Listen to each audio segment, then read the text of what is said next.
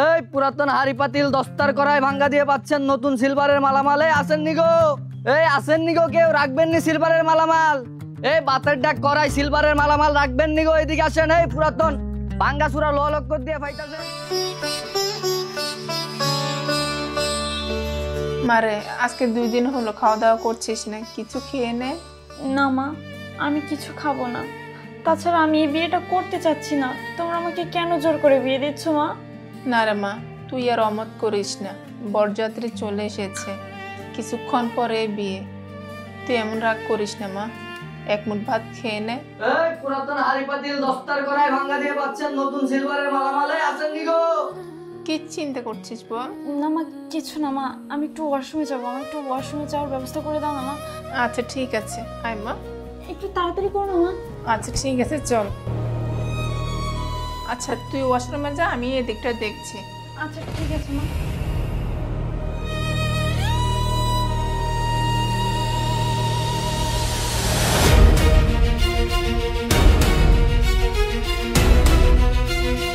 এই পুরাতন হাড়ি পাতিল দস্তার করায় মাথার জমানো চুল দিয়ে পাচ্ছেন নতুন সিলভারের মালামাল। রাজু, রাজু তুমি আসছো? রাজু, রাজু, আমার বাবা মা আমাকে জোর করে বিয়ে দিয়ে দিচ্ছে। তুমি প্লিজ আমাকে এখান থেকে নিয়ে যাও। আমি বাসা থেকে পালিয়ে এসেছি, চলো আমাকে নিয়ে চলো। আরে কি কইতাছো তুমি? পালায় যাবো মানে? ওহো, আমার জোর করে একটা বড় লোকের পোলা লাগে বিয়ে দিতেছে। রাজু তুমি আমাকে নিয়ে চলো প্লিজ, তাড়াতাড়ি চলো, তারপরে তোমার আমি সবকিছু খুলে বলবো। চলো না। কি কইতাছো তুমি? আচ্ছা চলো চলো।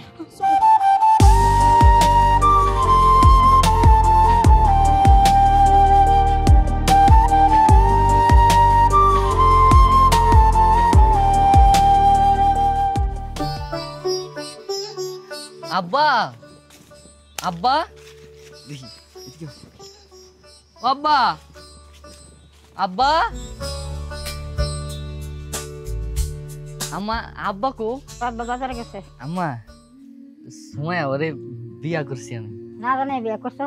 আম্মা ওই হয়ে গেছে আর কি। আমার মায়াডারে আমি আগের থেকে পছন্দ করতাম। ওইসে কি আজকে হাড়ি পাতিল বেচতে গেছি, মায়ার বাইতে আরে বিয়া দিয়ে দিতেছে জোর করে। পরে মাইয়ার হলে ফলায় ঘুরছে আম্মা। আমার আম্মা সালাম করো। আচ্ছা ঠিক আছে।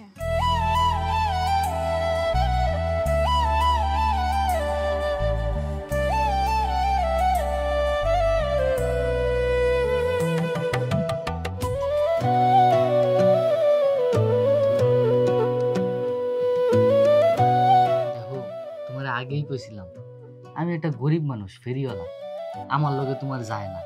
এই মাটির ঘরে থাই, ভাঙ্গা চুঙ্গা ঘরে আমার লগে তোমার যায়? তুমি কিনা মানায় থাকতে পারবা?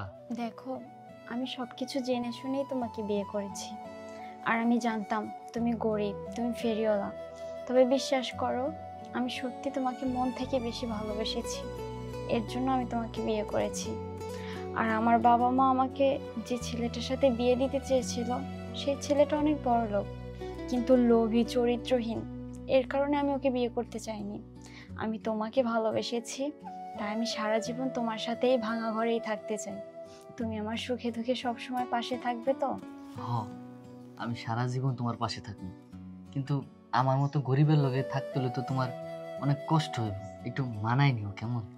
হ্যাঁ, তুমি যদি আমার পাশে থাকো তাহলে আমি সব কিছু মানিয়ে নিয়ে সারা জীবন তোমার সাথে থাকতে পারবো। আম্মা তুমি থাও তাহলে আমি যাই। আরে তুমি এডি কি করতেছো সকাল সকাল? এই তো উঠান ঝাড়ু দিচ্ছি। তোমার এডি করতে কইছি আমি? মাত্র 1 সপ্তাহ তুমি আমার বাড়িতে আইছো, আরে এখন এডি করা শুরু করে দিছো। তোমার এডি করতে হবে না, আমারে ওষুধ দাও, আমি যাইতাছি, দেরি হয়ে যাবো আমার। তুমি বের হচ্ছ? তাছাড়া না খেয়ে যাবে? আমি তো তোমার জন্য সকালবেলা রান্না করেছি, খাবার খেয়ে যাও। আরে না না, এখন খাওয়া যাবো না। আজকে শনিবারের দিন তো, তাড়াতাড়ি বাজারে যাইতে হইব। তাড়াতাড়ি না গেলে কাস্টমাররা সব যাইবো কা, এটি বিক্রি করতে পারবো না। এটি বিক্রি করে পরে আমি খাবো। তুমি সারাদিন এত কষ্ট করো, তোমার কষ্ট দেখে আমার খুব খারাপ লাগে। তুমি একটু তাড়াতাড়ি আসো, ঠিক আছে? আচ্ছা আচ্ছা ঠিক আছে, তুমি ঠিক মতো খাওয়া দাওয়া করে নিবা, আর ওই আম্মারে ওষুধ খাওয়াইবা, ঠিক আছে? আমি যাই তাহলে এখন। আচ্ছা ঠিক আছে, তুমি তাহলে যাও, আর আমি আম্মাকে সময় মতো ওষুধ দিয়ে দেব। আচ্ছা আচ্ছা ঠিক আছে, গেলাম তাহলে আমি। আচ্ছা দুপুরে তাড়াতাড়ি আসিও, তোমার জন্য শুটকি ভর্তা বানাবো, ঠিক আছে?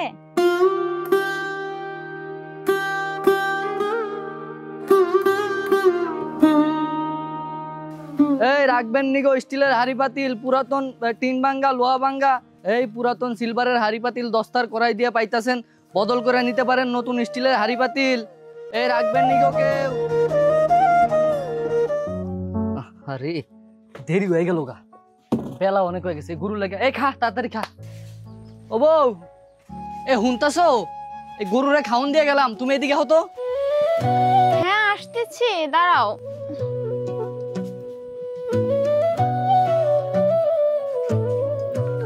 বলো।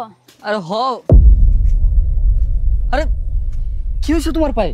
তুমি এরকম খুঁড়াইতেছো কি লেগে? আরে কিছু হয়নি, তুমি কি করছো? কিছু হয় নাই মানে? আমি দেখতেছি তুমি খুঁড়ায় খুঁড়ে হাঁটতেছো, আবার কও যে কিছু হয় নাই। আরে বললাম তো কিছু হয়নি।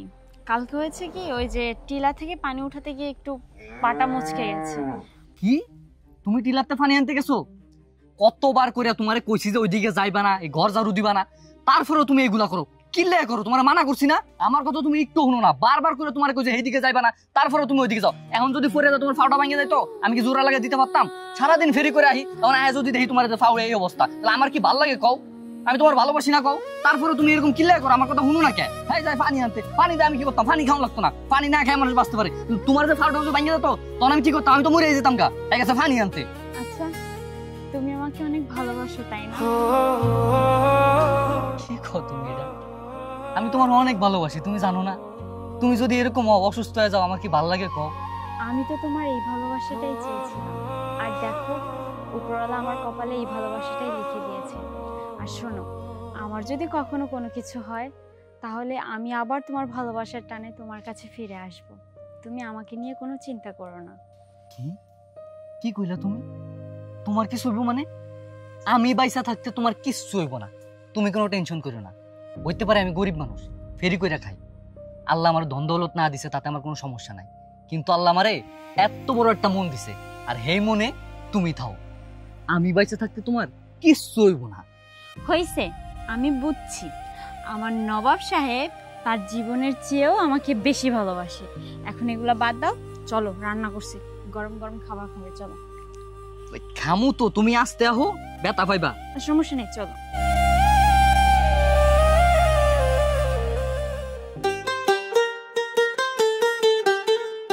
দাঁড়া, ডাকিস না, খাবার নিয়ে আসতেছি। কি রে, তুমি এখনো ঝাড়ু দিতাছো? হ। আচ্ছা তুমি গরু ডিরে সামলাও, আমি যাই তাহলে না। আচ্ছা। আরে কি হয়েছে? ধরো দি, এটা ধরো, এটা নামো মাথা। আরে কি হয়েছে, তুমি এমন করছো কেন? কি হয়েছে দেখি, বসো এখানে, বসো। আস্তে। বুকে ব্যথা করতেছে রে। কি কইতাছো? তোমার বেশি বুকে ব্যথা করছে? আচ্ছা তুমি এখানে বসো, আমি ডাক্তার নিয়ে আসি। আরে ধরো, কই যাইতাছো? আরে তোমার বুকে ব্যথা করছে তো আমি ডাক্তার নিয়ে আসি। ডাক্তার লাগতো না, আমি একটু রেস্ট করলেই ঠিক হয়ে যামগা। আচ্ছা ঠিক আছে, চলো তাহলে রুমে গিয়ে শো। আল্লাহ, আস্তে আস্তে ওঠো, ওঠো, আস্তে, চলো রুমে চলো। আরে রুমে যে যামু, রেস্ট করতে গেলে তো আবার স্কেডি বিক্রি হইব না। ওইটার চিন্তা তোমার করতে হবে না, তুমি যাই রেস্ট নাও, আমি ওগুলো নিয়ে যাচ্ছি, যাও। আরে কি কইতাছো তুমি? তুমি যাইবা মানে? চালক বড় তোমার কোনো আরে, আমি যাম না পরে ঠিক হইয়া। আরে তুমি এটা কি কইলা? তুমি আমার জন্য এত কষ্ট করো, আর আমি তোমার জন্য সামান্য এতটুকু কষ্ট করতে পারবো না? আমি যদি এতটুকু কষ্ট করি তাহলে আমার জীবনটা সার্থক হবে। তুমি একটা কাজ করো, তুমি রুমে গিয়ে রেস্ট নাও, আমি নিয়ে যাচ্ছি, চলো। আল্লাহ, চুপ, একটা কথা শুনতে চাই না, চলো। আউনো না কা তুমি? চুপ করো, চলো বসো, এখানে বসো। দাঁড়াও, বালিশটা নিয়ে শো। আচ্ছা আমি তোমার বুকে একটু তেল মেজে দেই। না না, কিছু করতে হবো না, এটা আমাকে বংশগত ব্যথা, আমার মাঝে মধ্যেই হয়, এমনি ঠিক হয়ে যাবো। আচ্ছা ঠিক আছে, তুমি তাহলে রেস্ট নাও, আমি আম্মাকে ডেকে দিচ্ছি, আম্মা তোমার পাশে বসবো, আর আমি হাড়ি পাতিলগুলো নিয়ে যাই, থাকো তাহলে। আরে খারাপ হুনো, আরে যাইতে হবো না, পাগল বুড়া কথা কইলে শুনে না। আল্লাহ, আমি যাবো না, এটা কোনো কথা কইলা তুমি? আমি তো যাই না শুই নাই তোমারে বিয়া করছি, তা ফেরিওয়ালার বউ কি ফেরি বিক্রি করতে পারে না? চুপ করে বয়া থাও, আমি এগুলা নিয়ে যাইতাছি। ওরে না, অনেক কষ্ট হয় তোমার তাই না এই কাজ করতে?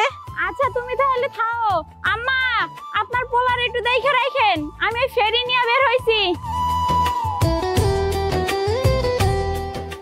এই লাগবনি হাড়ি পাতিল ডেক ডেকশি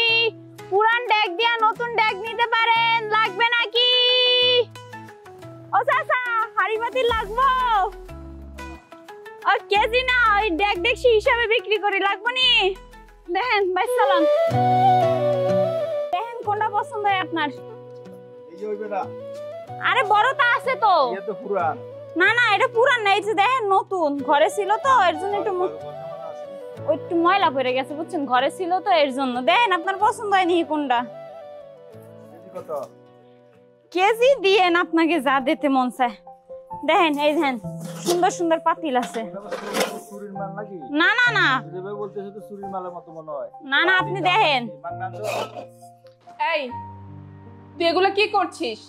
তোর বোন চলে গেছে অন্য ছেলের সাথে, তুই এখানে টিকটক করছিস, আর এদিকে সব জ্বালা যন্ত্রণা আমাকে সহ্য করতে হচ্ছে। শোন মা, আমি বলি কি, তুই তোর বোনকে একটা কল দে, কল দিয়ে মেয়েটাকে নিয়ে আয়। আমার আর ভালো লাগছে না, চারদিকে আমাকে কথা শুনতে হচ্ছে। মা, মা, আপনি এখানে বসে আছেন? কি হয়েছে জামাই বাবাজি? কি হয়েছে জিজ্ঞেস করতেছেন মা? কি হয়নি তা বলে।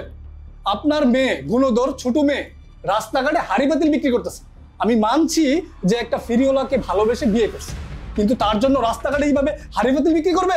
আমি এই এলাকার কমিশনারের মেয়ের জামাই, আমার একটা সম্মান আছে এলাকার, কিন্তু আপনার মেয়ে কি করতেছে? রাস্তাঘাটে হাড়ি পাতিল বিক্রি করতেছে। আমার মান সম্মান কি আর রইলো? বলেন আম্মা, রাস্তাঘাটে মানুষ আমাকে চি চি করতেছে। শোনো জামাই বাবাজি, তুমি মাথাটা ঠান্ডা করো। মেয়েটা তো আমার, ঘৃণা করতে পারছি না, অবহেলা করতে পারছি না, কি করবো আমি বুঝতে পারি না। শোন মা খুশি, তুই তোর বোনকে একটা কল দে, কল দিয়ে তোর বোনটাকে নিয়ে আয় মা। আমার কাছে আর ভালো লাগছে না, আমার মেয়েটাকে নিয়ে আয় মা। যা ইচ্ছা করেন, আমি আর কিছু বলবো না আপনাদের এখানে। তবে একটা কথা মনে রাখেন আম্মা, আমি আপনার বাড়ির বড় জামাই, এই কথাটা মাথায় রেখে। এইসব ছোট লোক ফকিন্নি ওই থেকে আসে, এসব আমি আর কিছু বলবো না। মা খুশি, তুই আমার মেয়েটাকে নিয়ে আয়, আমার আর ভালো লাগছে না মা। আমার ছোট মেয়েটা কত কষ্ট করতেছে ওইখানে, ওই ছোট লোকের কাছে হাড়ি পাতিল বিক্রি করতেছে। আচ্ছা মা, তুমি চিন্তা করো না, আমি ওকে আনার ব্যবস্থা করতেছি। আচ্ছা ঠিক আছে মা, তুই এক্ষুনি চলে যা, মেয়েটাকে নিয়ে আয়।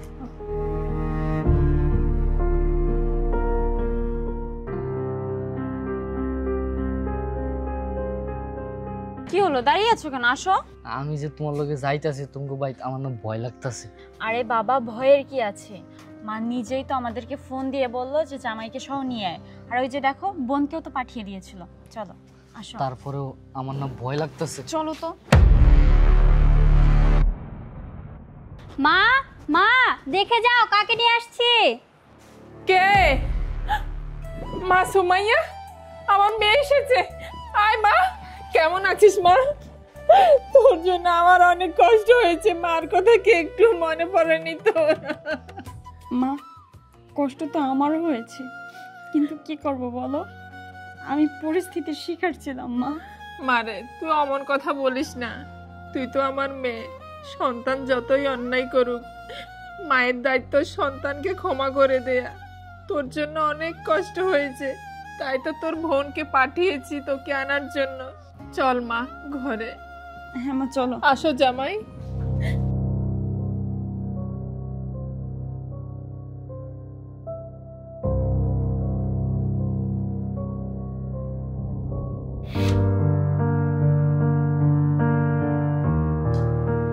মা, তুমি তো সবাইকে বিরিয়ানি দিলে, আর তোমার জামাইকে পান্তা ভাত দিছো, ওকেও বিরিয়ানি দাও। শুনছো বউ, ফিরিওয়ালা নাকি আবার বিরিয়ানি খাইব? এই খায়া কি হজম করতে পারবো? দেখুন দুলা ভাই, আমার হাজবেন্ডকে ও অপমান করার অধিকার আমি আপনাকে দেইনি। আরে অপমান না তো, যে যেটা খায় অভ্যাস না, হ্যাঁ যদি এটা খায় তাহলে তো পেট খারাপ করবে, তাই না? এটাই আর কি। মা, তুমি কি আমাদেরকে এখানে ডেকেছো তোমার বড় জামাইকে দিয়ে অপমান করাবে এর জন্য? মা, মা কি বলবে? অপমানের মতো কাজকর্ম করলে মানুষ অপমান করবে না তো কি করবে? সম্মান করবে? তুমি একজন কমিশনারের মেয়ে হয়ে রাস্তাঘাটে হাড়ি পাতিল বিক্রি করো, আর মানুষ দেখে তার চিচি করে। আমাদের মান সম্মান কিছু রাখছো তুমি? আচ্ছা বাবা, আমরা খাবার খেতে বসেছি, এখন এগুলো থাক না। থাকবে কেন মা, আমার হাজবেন্ড তো ঠিকই বলেছে। তাছাড়া আজকে যদি ও আমাদের পছন্দের ছেলেকে বিয়ে করতো, তাহলে ওর রাস্তায় রাস্তায় হাড়ি পাতিল বিক্রি করতে হতো না। আরে কারে কি বোঝাইতেছো তুমি? এগুলা কি ওরা বুঝবে? আবেগে বিবেক নষ্ট করে এরপরে পরবর্তীতে আফসোস করে। এখন আবার মান সম্মানের কথা চিন্তা করো। মান সম্মানের কথা যদি চিন্তা করতো তাহলে আগেই এগুলা নিয়ে ভাবতো, এরকম জঘন্য ভুল করতো না। আমি মনে হয় আম্মা আপনাকে বাইতে আইসা ভুল কইরা ফেলাইছি, তাই না? আমি আর আমু না, ঠিক আছে। আর ভাইজান আমারে বারবার করে কইতাছে ফেরিওয়ালা ফেরিওয়ালা। মা, আমি তো ফেরিওয়ালাই। আর আমার এই ফেরিওয়ালা কাজটারে আমি অনেক ভালোবাসি। বাপটা অসুস্থ, এটা দিয়ে সংসার চলে, বাপের ওষুধপাতি চলে, এমনিই চালায়। আমি এখানে আইলে আপনাকে মনে হয় কষ্ট হয়, তাই না? আচ্ছা, আমি আর আমু না, জায়গা আপনাকে মাইয়া বেড়ানি হইলে হেরে ফাড়াই দিয়ে আমি জায়গা থাও। তুমি দাঁড়াও, তুমি কই যাচ্ছ? যে বাড়িতে আমার স্বামীর কোনো সম্মান নেই সেই বাড়িতে আমি এক মুহূর্তেও থাকতে চাই না। চলো, আমিও যাব। মা সুমাইয়া, কোথায় যাচ্ছিস? কেন মা, এখনো কি অপমান করার বাকি আছে? যদি অপমান করার বাকি থাকে তাহলে করে নাও, আমরা চলে যাচ্ছি।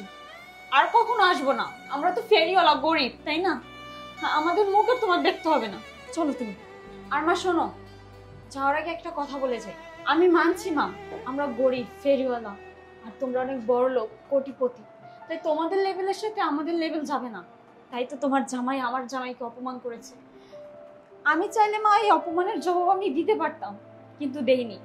যেদিন তোমাদের লেভেলে আমি আসতে পারবো সেদিনই অপমানের জবাব দেব। ভালো থেকো মা। চল।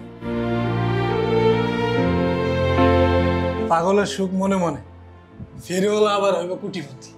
হাস্যকর।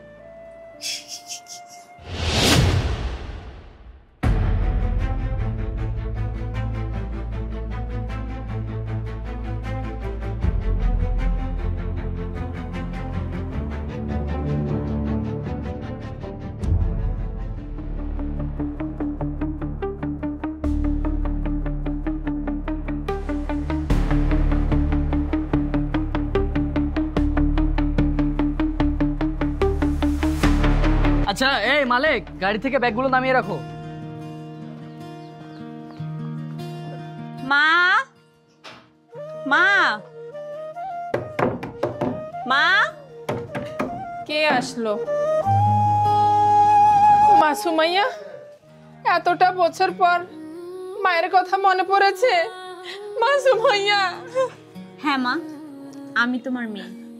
আর তুমি কি বললে, তোমাকে আমার মনে পড়েনি? মনে পড়েছে।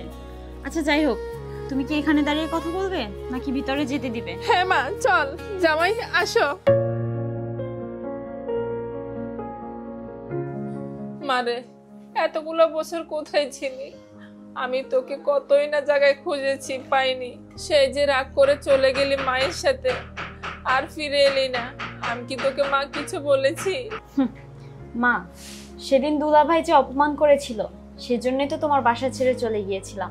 আর সেদিন যদি না যেতাম তাহলে হয়তো আজকের এই দিনটা দেখতে পেতে না। তুই সে কথা এখনো মনে করে মায়ের উপরে অভিমান করে আছিস মা? না মা, আমি অভিমান করিনি। আমি যদি অভিমান করতাম তাহলে আজ এই 5টা বছর পর তোমার সাথে কি দেখা করতে আসতাম বলো? তোমার জন্য কিছু অনলাইনে গহনা দেখছি, বুঝছো?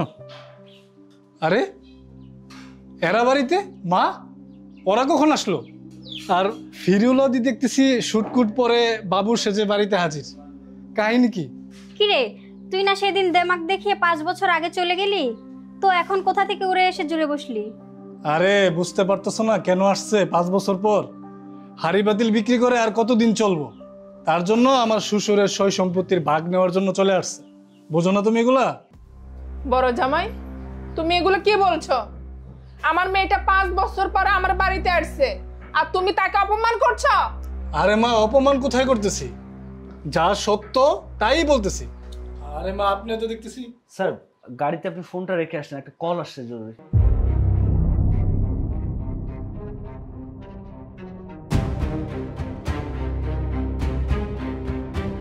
স্যার? ফিরিওয়ালা আবার স্যার মানে? কিছুই তো বুঝতেছি না। আপনাকে কিছু বুঝতে হবে না মিস্টার ভাইজি, আমি বুঝিয়ে বলছি। হ্যাঁ মিস্টার ভাইজি, আপনি ঠিকই বলেছেন। আমি একজন ফেরিওয়ালা ছিলাম, আর আমি গ্রামে ঘুরে ঘুরে হাঁড়ি পাতিল বিক্রি করতাম। আমি আমার এই কাজটাকে কখনো ছোট করে দেখিনি, আর ছোট করে দেখিনি বিধাই আজকে আমি এত বড় জায়গায় আসতে পেরেছি। বুঝতে পেরেছেন?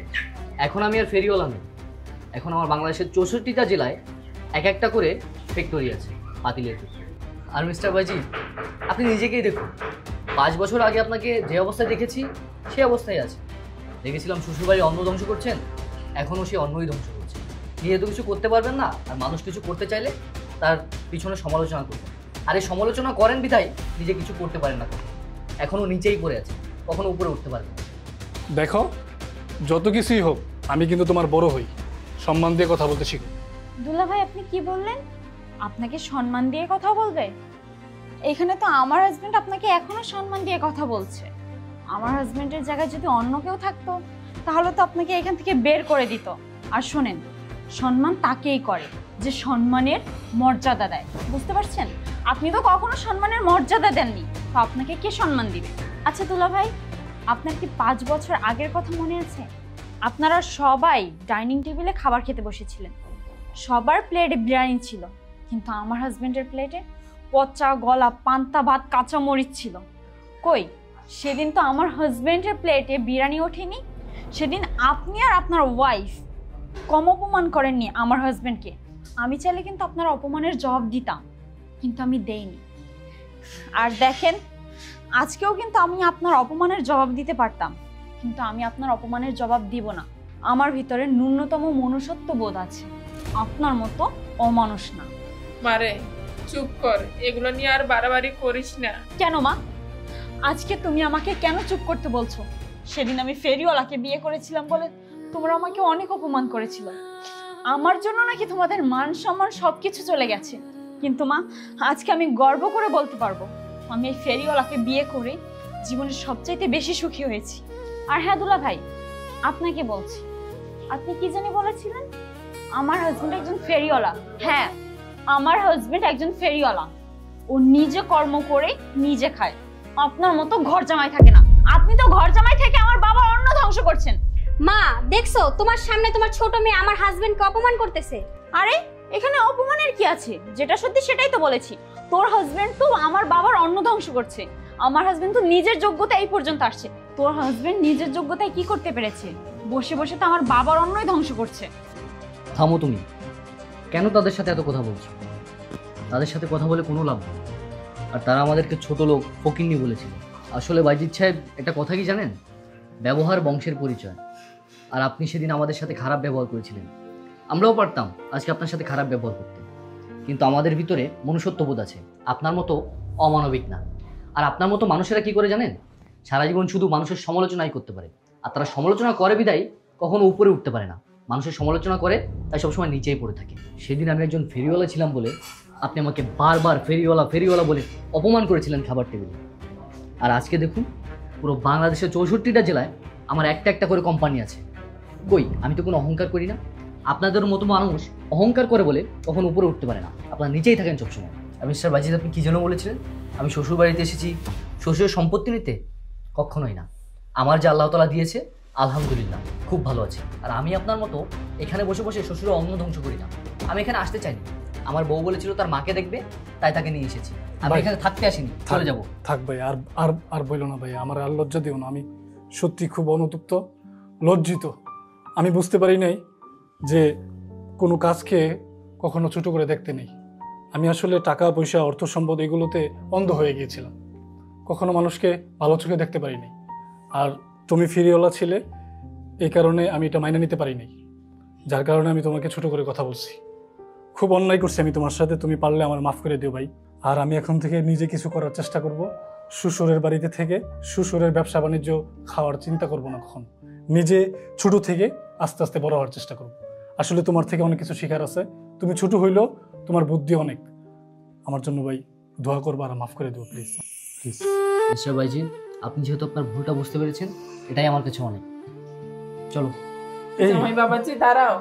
না আম্মা, অন্য সময় আসবো, আমার আবার সিঙ্গাপুরে একটা মিটিং আছে। আসো তাড়াতাড়ি আসো, ফ্লাইট মিস হয়ে যাবে। ভাই আসছো যেহেতু কিছুদিন থেকে যাইতা।